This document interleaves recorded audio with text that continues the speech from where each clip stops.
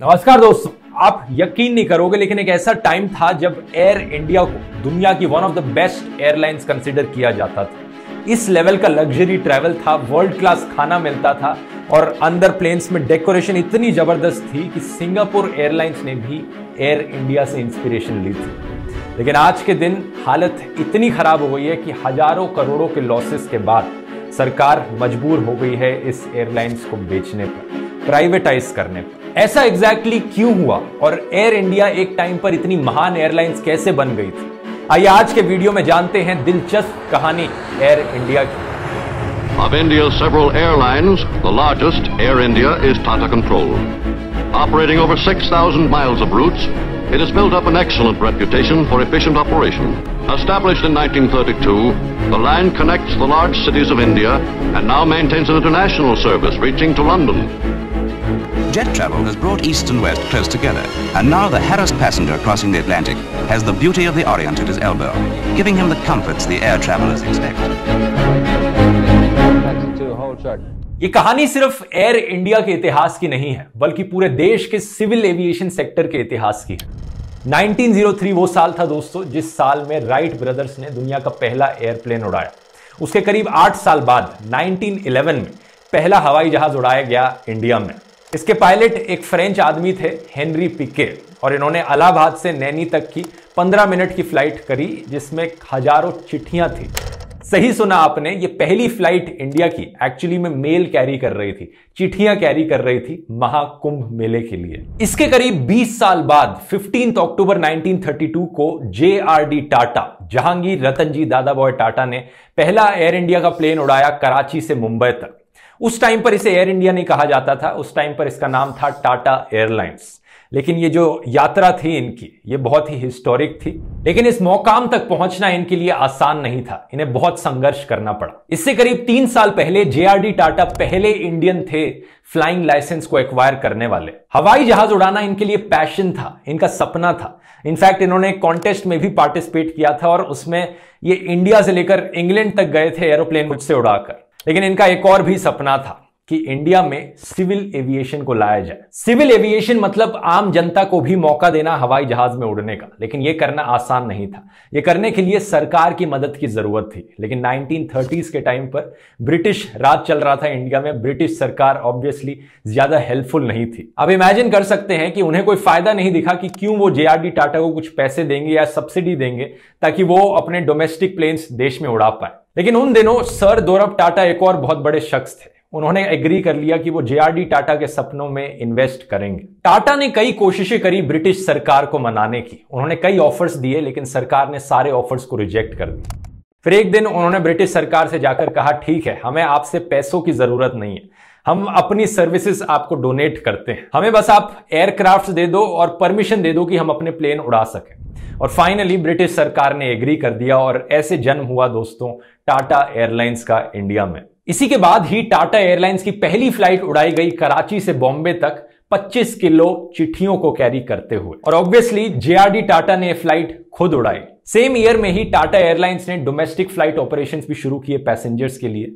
उस वक्त एक रिटर्न टिकट बॉम्बे से मद्रास कॉस्ट करती थी 256 रुपए, 256 रुपीज। अब इमेजिन कर सकते हो उस टाइम इतने रुपए की आज के दिन कितनी वैल्यू होती होगी। 1946 वो साल था जिस साल टाटा एयरलाइंस को रीनेम किया गया एयर इंडिया, और इसी साल एयर इंडिया को एक पब्लिक लिमिटेड कंपनी भी बना दिया गया, मतलब एक ऐसी कंपनी जिसमें मैं और आप शेयर्स खरीद सकते हैं। और 1948 में जब इंडिया ऑलरेडी आजाद हो चुका था तो नई इंडियन सरकार ने 49% शेयर्स खरीद लिए एयर इंडिया के। At the same time JRD Tata ने एयर इंडिया इंटरनेशनल की भी शुरुआत करी जिसमें इंटरनेशनल फ्लाइट्स करी जा सके। अगला बड़ा बदलाव आया 1953 में, जो कि JRD टाटा के लिए बहुत दुख की बात थी। इंडियन गवर्नमेंट ने डिसाइड किया कि पूरा एयरलाइन सेक्टर इंडिया में नेशनलाइज कर दिया जाएगा।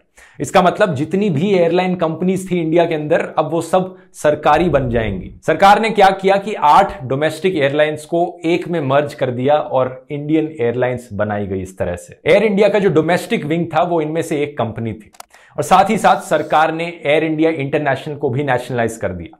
अब वो एक पब्लिक सेक्टर यूनिट बन गया, यानी सरकारी कंपनी। 1950s में बड़ी बड़ी इंडस्ट्रीज को नेशनलाइज करना नेहरू सरकार की एक मेजर पॉलिसी रही थी। सरकार का उद्देश्य यह था कि इंडस्ट्रीज को और सपोर्ट किया जाए जिससे कि प्रोग्रेस हो देश में, लेकिन इसका मतलब यह था कि प्राइवेट बिजनेसमैन और इन्वेस्टर्स अपनी अपॉर्चुनिटीज लूज करेंगे। तो आप इमेजिन कर सकते हैं जो उस वक्त इंडस्ट्रियलिस्ट थे देश में, बड़े बड़े बिजनेसमैन थे, वो खुश नहीं थे इस डिसीजन से, इंक्लूडिंग जेआरडी टाटा। कहानी का यह हिस्सा बड़ा इंटरेस्टिंग है क्योंकि वैसे तो जेआरडी टाटा और पंडित जवाहरलाल नेहरू बड़े अच्छे दोस्त थे एक दूसरे के। नेहरू हमेशा साइंटिफिक प्रोग्रेस को इंकरेज करते थे देश में और बहुत खुश थे कि किस तरह से एयर इंडिया ने पूरे देश में सिविल एविएशन को बदल कर रख दिया है। और जेआरडी टाटा भी पंडित नेहरू को काफी एडमायर करते थे। लेकिन जब सरकार ने एयर कॉर्पोरेशंस एक्ट 1953 में पास किया, जिसके द्वारा एयर इंडिया को नेशनलाइज किया गया, जेआरडी टाटा को यह बात धोखे जैसी लगी। ये क्लियरली डिसएग्री करते थे पंडित नेहरू के इस डिसीजन को लेकर। जेआरडी टाटा का जो ओपिनियन था नेशनलाइजेशन को लेकर, वो शुरू से ही इसके अगेंस्ट रहा था। Nationalization of industries, the way it is done, those considerations made me opposed to nationalization of industries, though quite accepting the fact that some industries or some activities must be done by the state. JRD Tata जब भी अपने दोस्त नेहरू के साथ इस चीज को लेकर बात करने चलते तो नेहरू अपना मुंह मोड़ लेते। And then I would try to bring the conversation to economics, nationalization, bureaucracy. He was not only not interested, but he wasn't willing even to talk. The moment I began something like that, he turned around and looked out of the window. And I got the message. पंडित जी ने बाद में एक चिट्ठी लिखकर बताया कि ये decision actually में क्यों लिया गया था। इन्होंने कहा कांग्रेस पार्टी ऐसा 20 सालों से करना चाहती थी लेकिन कर नहीं पाई थी। सरकार एक्चुअली में एयर इंडिया के अगेंस्ट नहीं थी, बस नेहरू को यह लगता था कि ऐसा करना देश के लिए बेहतर होगा। तो हालांकि जेआरडी टाटा इस चीज के अगेंस्ट थे लेकिन वो कुछ कर नहीं पाए सरकार के इस डिसीजन के अगेंस्ट। एयर इंडिया को फाइनली नेशनलाइज कर ही दिया गया। लेकिन एक चीज जरूर थी, जेआरडी टाटा अभी भी एयर इंडिया का पार्ट रहे। उन्हें चेयरमैन बना दिया गया एयर इंडिया इंटरनेशनल का और इंडियन एयरलाइंस के वो डायरेक्टर बने। Caviar on ice, the finest steaks, champagne, a menu prepared by the chefs of the Taj Hotel, grand lounges designed by the artists of Shanti Niketan. अगर आप air India से travel करते 1950s 60s में तो इस तरह के description आपको सुनने को मिलती अपनी जर्नी के बारे में। एयर इंडिया को अ पैलेस इन द स्काई कहा जाता था। जैसा मैंने बताया, लग्जरी ट्रैवल, वर्ल्ड क्लास खाना, यहां तक कि इंटरनेशनल एयरलाइंस जैसे कि सिंगापुर एयरलाइंस ने भी एयर इंडिया से इंस्पिरेशन ली थी। इसके पीछे काफी हद तक क्रेडिट जेआरडी टाटा को ही जाता है। ऐसा बोला जाता था कि वो खुद से फ्लाई करते थे एयर इंडिया की फ्लाइट्स पर और इंश्योर करते थे कि सर्विसेज ढंग से चल रही हैं। अगर उन्हें कहीं पर भी कुछ गलत दिखता था, जैसे कि कोई जगह गंदी दिखती थी, तो वो खुद जाकर उसे साफ करते थे। एयर इंडिया का नाम शायद इसके मैस्केट के बिना अधूरा है, ये महाराजा। ये फोटो आपने हर जगह देखी होगी एयर इंडिया में, पोस्ट कार्ड्स पर, स्टेशनरीज पर और एडवर्टाइजमेंट्स पर भी।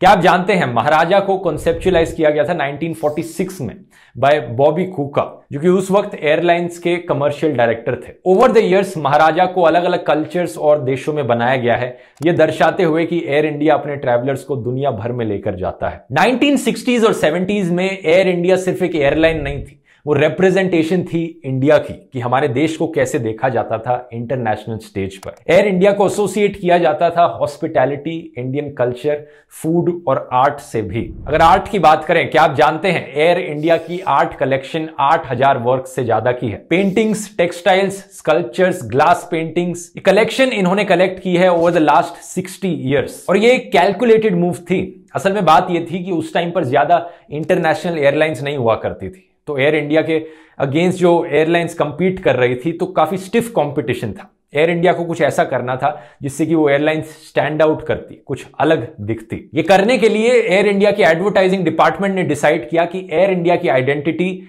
इससे रिफ्लेक्ट करी जाएगी कि इंडियन आर्ट और आर्टिफैक्ट्स को वो अपने एयरप्लेन्स और लाउंजेस में डिस्प्ले करेंगे। दुनिया भर के जो मोस्ट फेमस आर्टिस्ट थे उस टाइम पर, उन्हें कमीशन किया गया कि वो एयर इंडिया के लिए आर्ट वर्क बनाए। जैसे कि 1967 में एयर इंडिया ने कमीशन किया वर्ल्ड रिनाउंड आर्टिस्ट साल्वाडोर डाली को कि वो एक स्पेशल एस्ट्रे बनाए एयर इंडिया के कस्टमर्स के लिए। और इस तरह से दिखने वाली एस्ट्रे उन्होंने बनाई जो पोर्सिलीन से बनी थी, लेकिन उसकी पेमेंट उन्होंने पैसों में नहीं मांगी थी। ऐसा माना जाता है कि डाली ने एक बेबी एलिफेंट मांगा रिटर्न में, तो एयर इंडिया ने एक हाथी का बच्चा लिया और उसे उड़ाकर भेजा बेंगलोर से जेनीवा तक।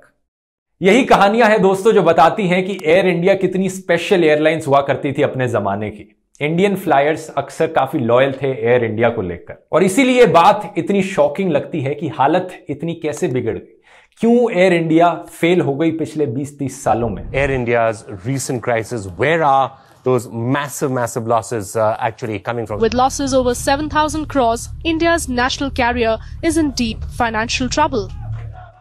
2007 की बात है कि एयर इंडिया और इंडियन एयरलाइंस ने लॉस उठाया 541 करोड़ और 230 करोड़ ईच का। लेकिन क्योंकि ये दोनों एयरलाइंस सरकारी थी, पब्लिक सेक्टर यूनिट्स थी, तो ये जो लॉस हो रहा था एयरलाइंस को, ये लॉस एक्चुअली में सरकार को सहना पड़ रहा था। सरकार ने डिसाइड किया कि इन दोनों एयरलाइंस को मर्ज कर दिया जाए एक में, इस उम्मीद में कि ये लॉसेस ना हो। लेकिन हुआ क्या कि ये जो कंबाइंड कंपनी थी नेशनल एविएशन को इंडिया लिमिटेड, इसे भी लॉसेस सहने पड़े। ऐसा क्यों था, क्यों ये एयरलाइंस लॉस में जा रही थी? कुछ रीजंस तो इसके पीछे बड़े स्ट्रेट फॉरवर्ड हैं और फैक्ट बेस्ड है। फॉर एग्जांपल, जब ये मर्जर हुआ था, इस मर्जर के होने से पहले सरकार ने एक बड़ी फ्लीट एयरप्लेन्स की एक्वायर करी थी, अलग अलग स्पेसिफिकेशंस और अलग अलग साइजेस के, और इसकी कॉस्ट पड़ी थी 44,000 करोड़ रुपीस। बेसिकली सरकार ने नए एयरप्लेन्स खरीदे थे।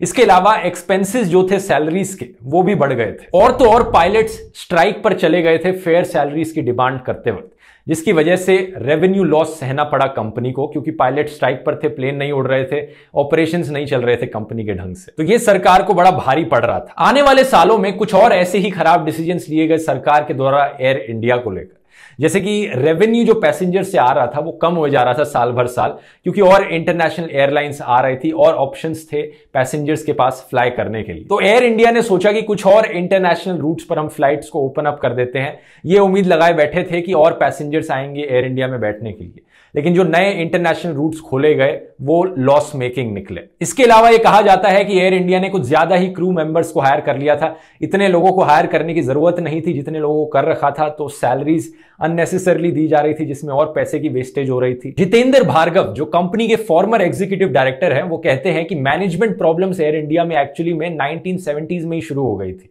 टॉप मैनेजमेंट बदला गया इन सालों में। इन्होंने कहा कि मैनेजमेंट को बदले जाने से पहले कैबिन क्रू मेंबर्स को बहुत ही रिगरसली ट्रेन किया जाता था। In flight service air India की टॉप प्रायोरिटी होती थी, जिसके लिए सब लोग एयर इंडिया को पसंद करते थे। लेकिन इस चेंज के आने के बाद कैबिन क्रू को ढंग से ट्रेनिंग नहीं दी जाने लगी, और रिक्रूटमेंट का जो प्रोसेस था वो भी इतना स्ट्रिक्ट नहीं रहा। कंपनी ने और लोगों को हायर करना शुरू किया बिना अच्छी स्क्रीनिंग के, जिससे कि एक्सपेंसेस भी बढ़े और जो स्टैंडर्ड्स थे वो भी नीचे गिरे। जब इन फ्लाइट सर्विसेज के स्टैंडर्ड्स नीचे गिरने लगे तो ऑब्वियसली जो पैसेंजर्स थे वो और एयरलाइंस की तरफ देखने लगे। अगले कुछ दशकों में सरकार और एयर इंडिया की मैनेजमेंट के बीच में डिसएग्रीमेंट्स भी देखने को मिली, लेकिन क्योंकि एयर इंडिया एक पब्लिक सेक्टर यूनिट थी, सरकारी कंपनी थी, तो एंड में सरकार की ही बात माननी पड़ी एयर इंडिया मैनेजमेंट को। फॉर एग्जाम्पल 2007 में सरकार ने करोड़ों रुपए स्पेंड किए एयर इंडिया की जेब से एडवर्टाइजिंग के लिए, इवन दो मैनेजमेंट का मानना था कि वहां पर पैसे बर्बाद नहीं करने चाहिए हमें इस पॉइंट ऑफ टाइम पर, जिसकी वजह से लॉसेस उठाने पड़े। यहां पर एक बड़ा स्ट्रॉन्ग आर्ग्यूमेंट है जो प्राइवेटाइजेशन के फेवर में उठाया जाता है अक्सर। अगर एयर इंडिया एक सरकारी कंपनी थी, यानी अल्टीमेट अथॉरिटी डिसीजन मेकिंग की